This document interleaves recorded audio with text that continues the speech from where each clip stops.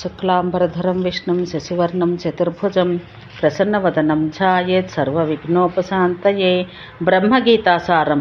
సౌనకాదులారా, ఒకప్పుడు నారదుని కోరికపై బ్రహ్మదేవుడు సంసార విముక్తికరమైన బ్రహ్మగీతను ఉపదేశించాడు. దాన్ని మీకు వినిపిస్తాను.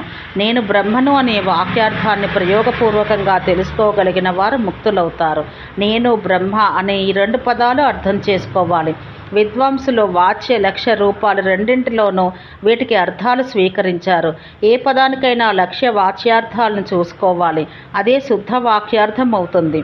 అహం శబ్దానికి ప్రాణపిండాత్మకమని, ప్రత్యగ్ రూపాత్మ అని వేదంలో అర్థాలు కనిపిస్తాయి.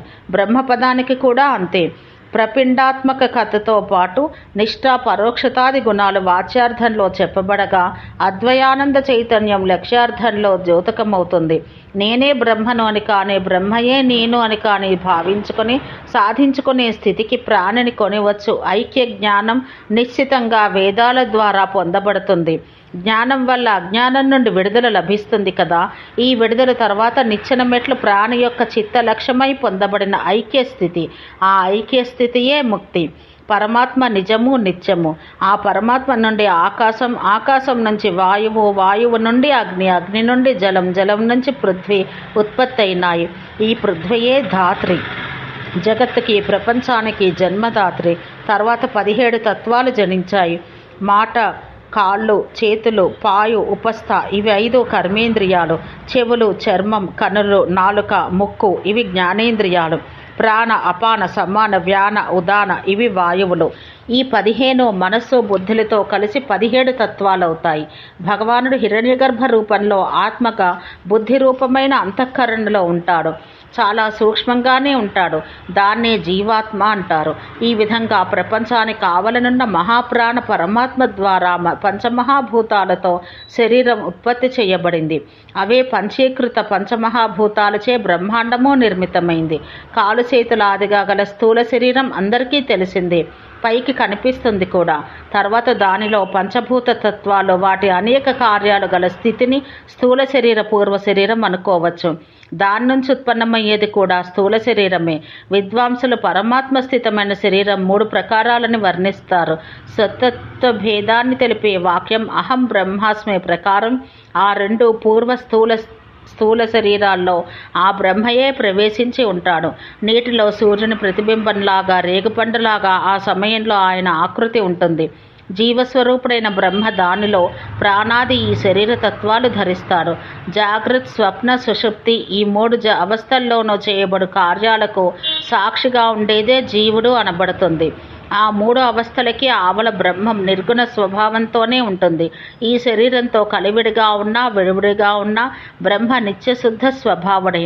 ఆయనలో ఎటువంటి వికృతి ఉండదు. ఈ 3 అవస్థల్లోనూ 3 ప్రకారాలుగా ఆయన ఉంటాడు. మన అంతఃకరణలోనే స్థితుడై ఉన్న ఆయన్ని ఆ ప్రకారాలలో మనమే భావించుకుంటాం. ఇక ఫలయుక్త క్రియను వినండి. అవస్థల వర్ణన కూడా శ్రీకృష్ణునిచే చేయబడింది. ఇంద్రియాల ద్వారా శబ్దస్పర్శ రూపరస గంధాలని తన్మాత్రలను తెలుసుకునే దశ మానవులకు జాగ్రత్త అవస్థ. ఈ దశలో అన్ని కోరికలను, ఆశయ సాధనలను ఎవని సంస్కారంతో వాడు దర్శిస్తాడు.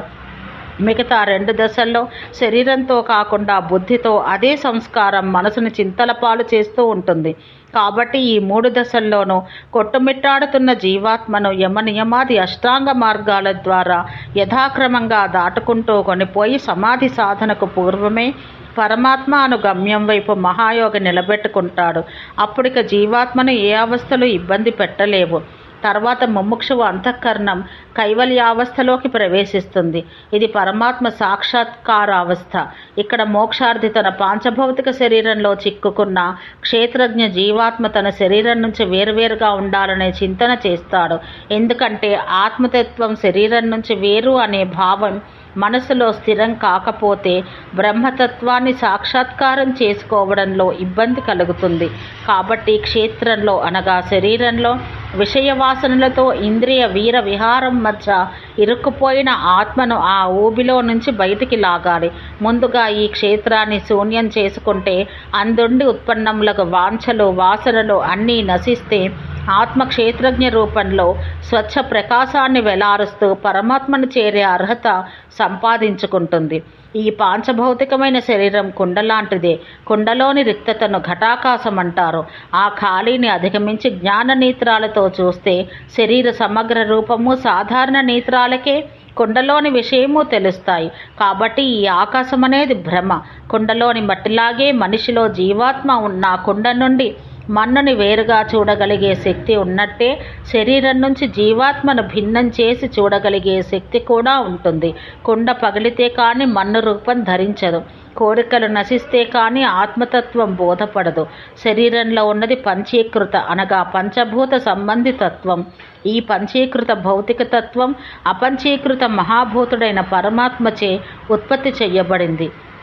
కార్యం శరీర నిర్మాణమైతే కరణం పరమాత్మ అయినప్పుడు కార్యం నుంచి కారణం వేరు కానట్టే శరీరం నుంచి పరమాత్మ వేరు కాదు.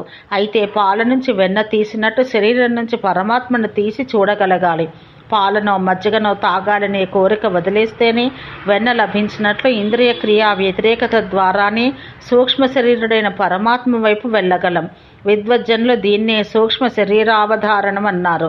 ఈ చిన్న శరీరం దాని సృష్టికర్త మరియు పెద్ద శరీరకర్తయ్యకు అపంచీకృత స్వామి కంటే భిన్నం కాదు. నేల లేనిదే ఏ మనిషి నిలబడలేనట్లే ఈ నేల కూడా ఆ స్వామి లేనిదే నిలబడలేదు. అనగా మానవులకు వారికి ఆధారమైన పృథ్వీకి కూడా పరమాత్మయే ఆధారం. పంచభూతాల్లో దేనికేది ఆధారమో ఇదివరకు చెప్పబడింది. బాహ్య దృష్టికి అన్నింటికీ ఆధారంగా గోచరించే ఆకాశానికి కూడా ఆ మాయా చిన్న బ్రహ్మమే ఆధారం.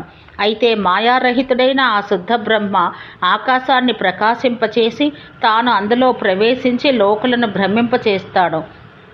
జానికి ఈ ఆకాశం ముందుగా తెలిసి వస్తుంది.